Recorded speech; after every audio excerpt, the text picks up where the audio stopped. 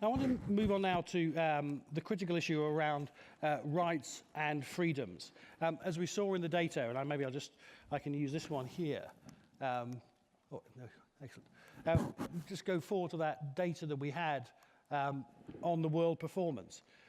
It's just really striking how rights and freedoms are an area where the world really, really struggles.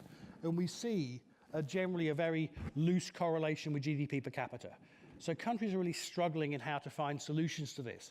Some countries are actually making conscious choices on development paths that don't include rights and freedoms. It's a really critical area, one that we really need to figure out where their solutions are and where we can drive better outcomes. So it's a great pleasure that we have a true global champion of rights and freedoms, Shireen Huq from Naripokkho, to come and join us here today. Shireen's also had a very long journey from Bangladesh, where she does incredible work, and also across the region. So it's a real pleasure, Shireen, to have you to share your wisdom with us. Welcome, Shireen Huq.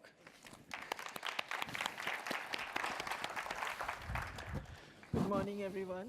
I'm really sorry to have missed the first day of this conference, but I'm glad I'm here finally. Advancing personal rights and freedoms. This is a very contested area, and I'm going to try and talk about the work of my organization, which is a women's rights organization called Naripokkho, in trying to shift the boundaries to as much as possible in these areas. Let me just start with some definitions. Personal rights are the rights that a person has over their own body. In the Merriam-Webster dictionary, personal rights are defined as rights as of personal security, personal liberty, and private property, appertaining to the person. Among personal rights are associated rights to protect and safeguard the body, most obviously protected by the torts of assault and battery. Furthermore, aspects of personality are protected, such as a person's reputation and honor, etc. Civil liberties or personal freedoms are personal guarantees and freedoms that the government cannot abridge, nor can any third party, either by law or by judicial interpretation without due process. Though the scope of the term differs between countries, civil liberties may include the freedom from torture, freedom from forced disappearances, freedom of conscience, freedom of press, freedom of religion, freedom of expression, freedom of assembly, the right to security and liberty, freedom of speech, the right to privacy, the right to equal treatment under the law and due process, the right to a fair trial, and the right to life. Other civil liberties include the right to own property, the right to defend oneself, and the right to bodily integrity. I live and work in Bangladesh, a country which has received many accolades for its performance in growth and social indicators, especially in the last decade. Bangladesh has done remarkably well in improving life expectancy for both women and men, for improving the sex ratio, reducing maternal and child mortality. These improvements suggest that Bangladesh is treating its women well and increasingly better. Despite this cheerful picture, violence against women continues unabated, and personal laws continue to discriminate against women and girls. Men continue to be overrepresented in all spheres of public life, and women continue to carry the burden of domestic work and care of children and the elderly. Safety and security of women and girls in particular are a matter of great concern. The stigma of sexual violence lies solely with the women and girls subjected to such violence, the crime often being referred to as the loss of honor of the victim or of her family or her community. A recent amendment in the child marriage restraint law in Bangladesh allows girls to be married off below the age of 18 with parental consent and concurrence by a court of law. A main reason cited for this special provision is the crisis of honor faced by families when their minor daughters elope or when they are subjected to rape.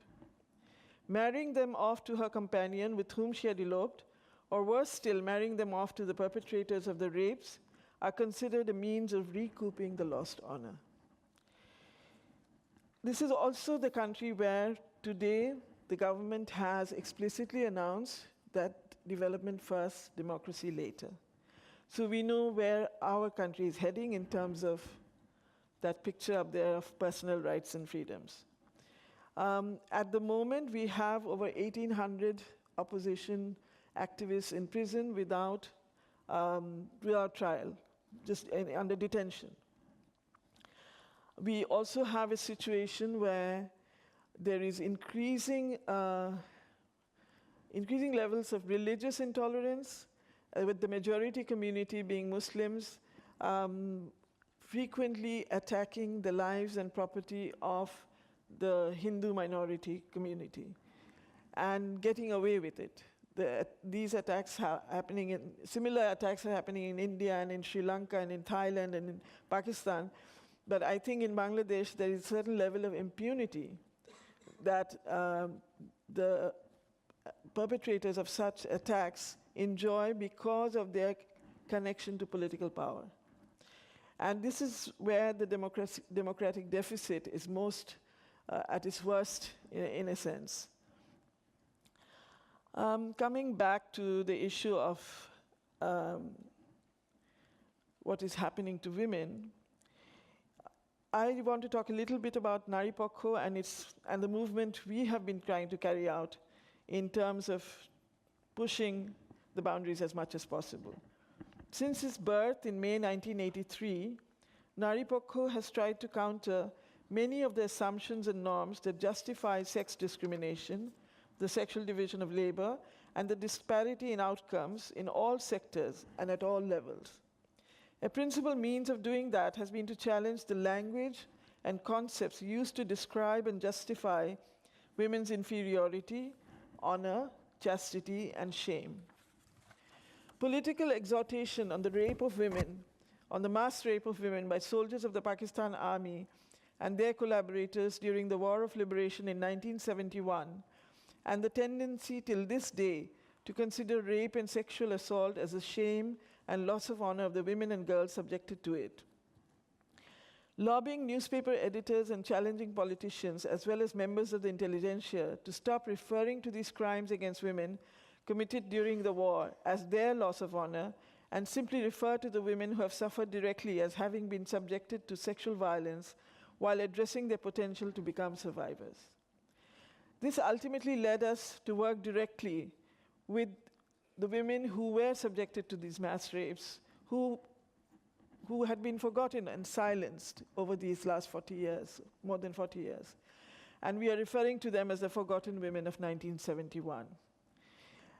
And what led us to work directly with these women is because of the need we felt to realign the official narrative of 1971 by inserting the forgotten women, giving them a voice, and breaking the years of silence and ignominy around the mass rapes carried out by the Pakistani soldiers.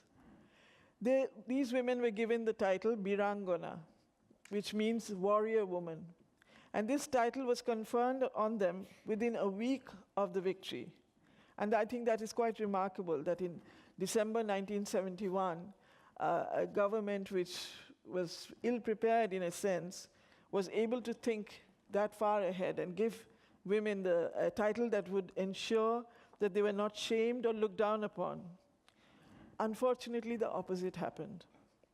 Many of the rural poor Birangonas faced a life of insult and injury. Families refused to take them back. The pregnant women were not given a choice about abortion.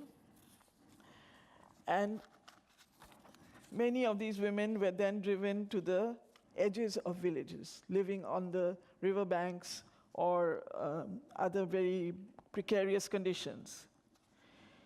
Why did our government, which was so quick to give them this title of honor, why did we forget how to actually realize in real terms what honoring would involve?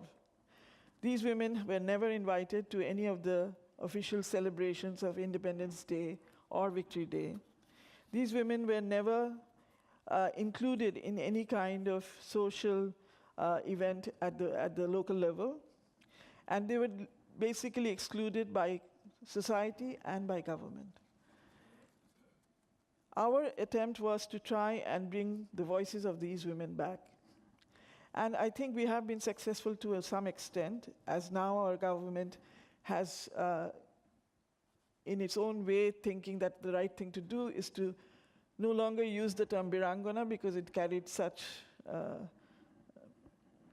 shame and aberration, that to instead refer to them as Mukti Joddhas, as freedom fighters, which was a term given to the people, men and women, who actually fought in the battlefront. It was difficult for us to try and get our point of view across, which is that we needed to restore honor to the term Birangana. So this has been a kind of semantic debate in Bangladesh over some time. But the main thing is that being recognized as freedom fighters, they now get a monthly allowance, which makes a big difference, especially to the poor women. Our activism can be viewed as constructing, I'm just giving this as an example of constructing counterpoints at personal, social, and national levels in relation to the family, society, and state, and to consider the interrelationship between all three. In this context, I would like to highlight 3 moments, if we have time. What is the time? How much time do I have? It says 0000. So, does that mean I'm, okay. Okay. Okay. In 1988, we launched a movement against the introduction of a bill to reform the constitution through an amendment which would make Islam the state religion. We actually came out on the streets demanding it was not a movement against Islam being the state religion, it was a movement for separation of state and religion, and the movement for a secular polity, clearly articulating that our demand was much more about separation of state and religion than any privileging of any particular religion. We launched a major activism at that point, and I'm not going to go into the details, but that was the moment at which women's organizations' voice to speak on national issues was also reluctantly recognized. It met with resistance initially, like, why don't you stick to your own issues? So this was another struggle at one level. We have, since then, we lost that case, by the way, and the constitutional amendment went ahead, and Islam was made the state religion. We went up to the Supreme Court with a writ on it, but that writ was never heard.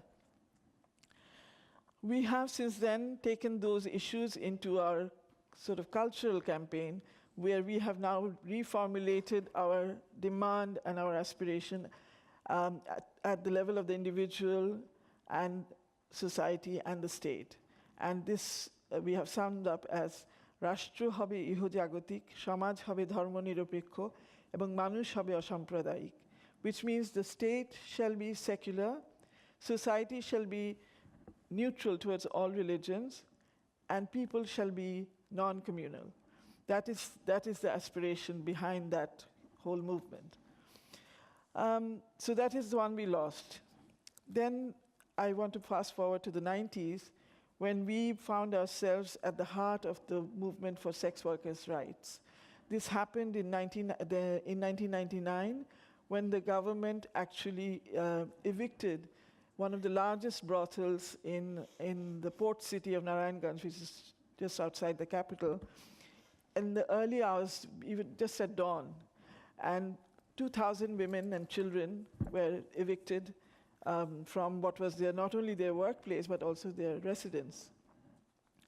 We became embroiled in that movement, not because we saw in their demand and in their placing in society huge similarities.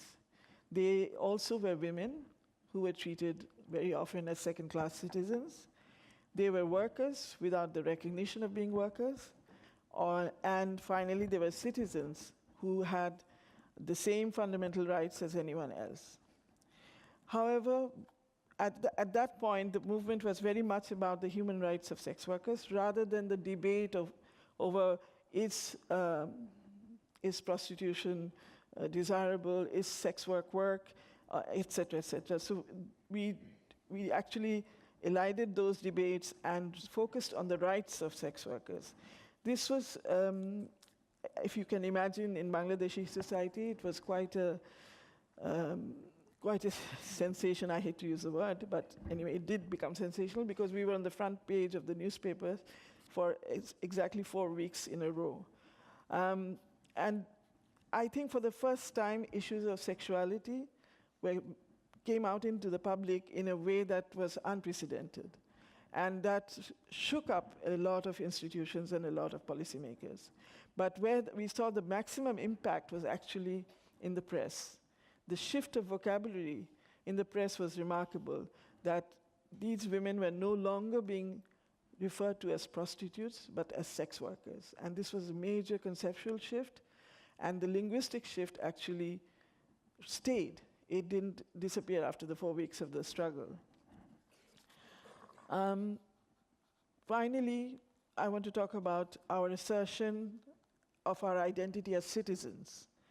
As women, as citizens, we wanted to claim accountability of state obligations towards women, particularly in relation to violence against women and into women's reproductive health. So I'm just going to quickly tell you what were the main points of that strategy, which was monitoring the delivery of services, especially those related to violence against women, which means police stations, courts, and hospitals.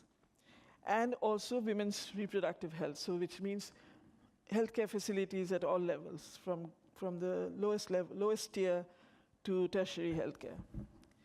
Stakeholder dialogues, which meant that we were, in this case, we were not going for a head-on collision course, but to actually have dialogues with implementers to try and understand where their constraints were, and for them to try and understand what we as women, as citizens, expected out of service providers.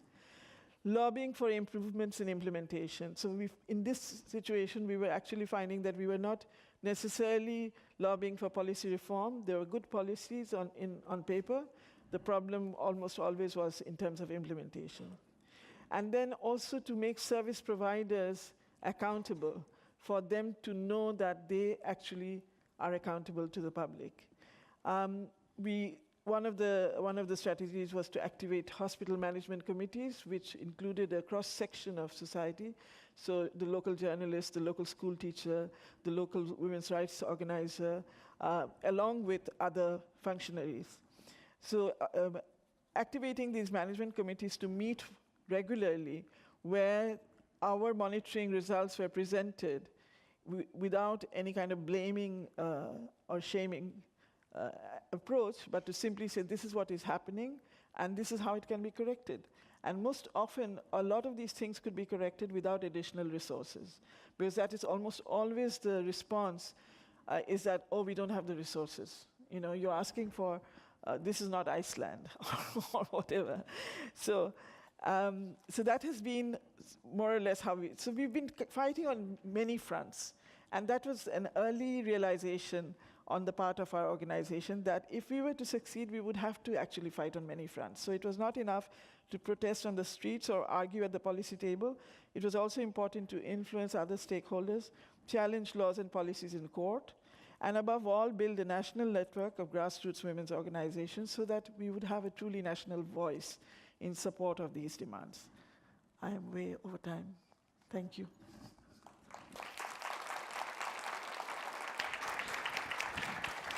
Well, Shireen, I'm pleased to say that we have more time, but in conversation with the audience. So come and join me here.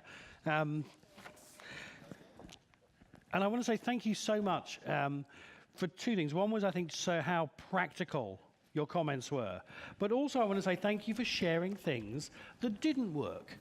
Yeah, I think we learn, when we think about what works, we can think about sharing positive stories, but we can learn a huge amount from things that don't work. So thank you for sharing that. I want to come to the audience almost immediately, but before we do, I just wanted to, we were speaking this morning, and we think about human rights and about how they're universal. But sometimes the implications of rights being universal get quite interesting. Because you were telling me that you have a new group who you're campaigning for, who wouldn't normally come under the category of the oppressed. You're now campaigning for rights for war criminals. Tell us about that. Okay, I think if you phrase it that way, it might get misunderstood. What we were doing was demanding that everybody has a right to a fair trial. And the standards of the current tribunal that is carrying out the prosecution of war criminals is falling short on that. But nobody can speak, nobody can say anything about it because this is considered extremely sensitive issue, naturally, and it's only been 46 years since all these horrendous crimes took place. So people are very sensitive about it. But we found that we were, someone had to speak. Mm-hmm. But what we did not expect was that the court would issue suo motu contempt allegations against us.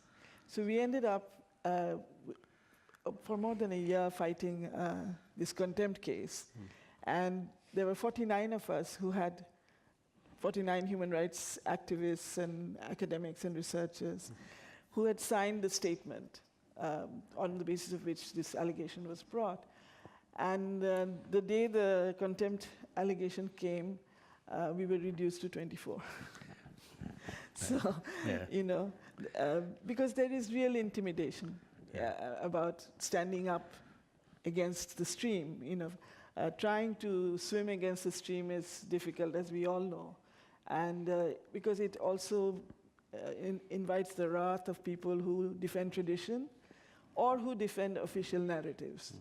And like many other, I suppose, countries and who've gone through situations like this, there is an official narrative of what happened, but which also actually silences a lot of other, I won't say smaller, I don't want to introduce a hierarchy, but other narratives are actually invisibilized or made inaudible. Nobody hears them.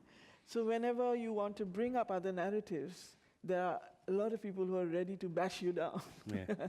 So that is what really happened. In this case, it was the court, which was, now in retrospect, I'm not surprised. Mm. But at that time, I was naive and I was surprised. I thought that the court was there to defend all of us and to, you know, treat all of us equally. Yeah. And I realized that was not the case. And in the prosecution, we decided, the 24 of us, we decided, by the way, at the end, there were only 15 of us. We decided that some of us would not take a lawyer, would defend ourselves in court. And then it was planned that way, that a group would be defended by lawyers and a group would defend themselves. And this was done deliberately because I think very rarely do courts hear directly from the defendants. Mm. And this was very important that we were able to speak in our own language, not this, you know, lawyer. I don't know if you're familiar with the subcontinent. Yeah. Legal language is so flowery and so unnecessarily, I don't know what the word is. You know, there's a lot of your honor, and bowing and kowtowing, which we didn't do. And I think that kind of made them a little bit angry also, the judges. But anyway, finally, most of us got out of it without being punished. One of us, one among the 15 of us, was punished because he was referred to as a habitual contender because he's constantly protesting on things.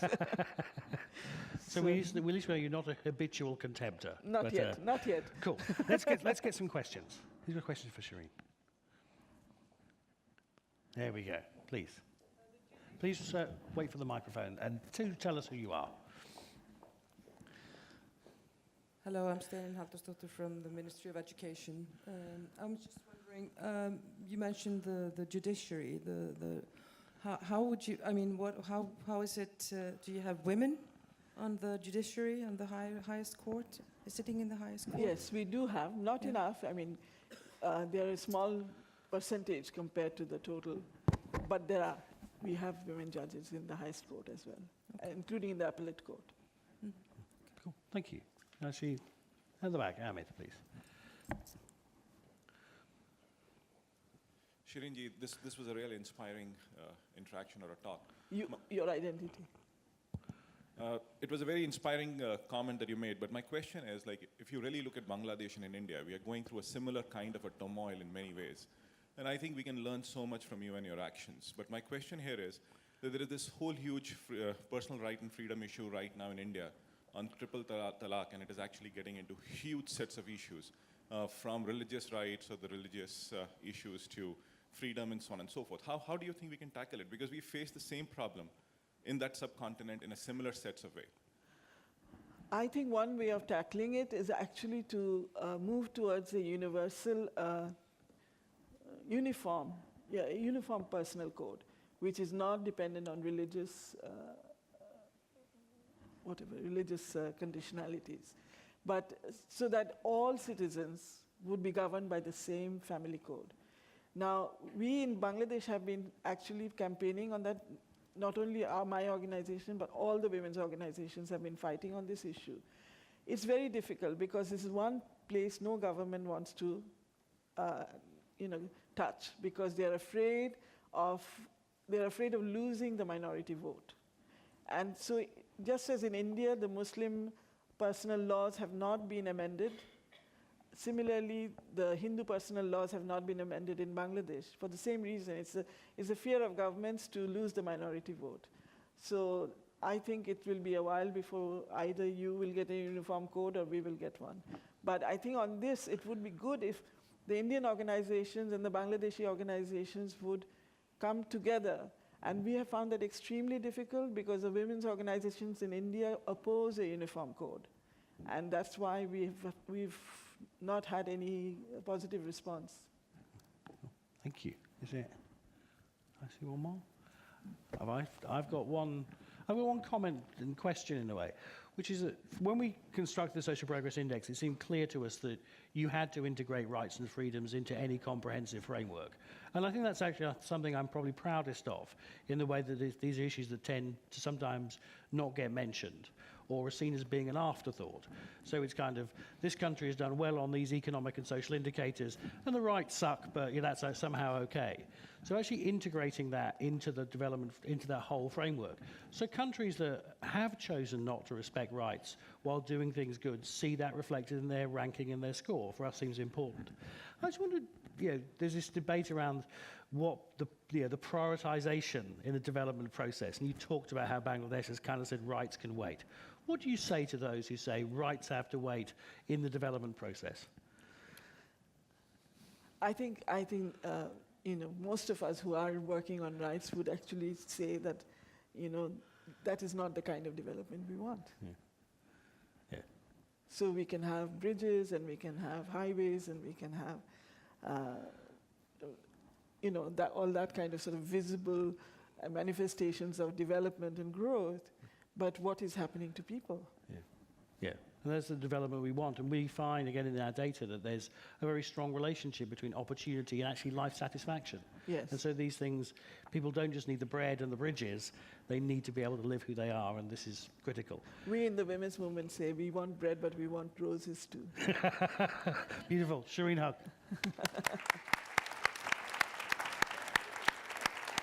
Thank you so much.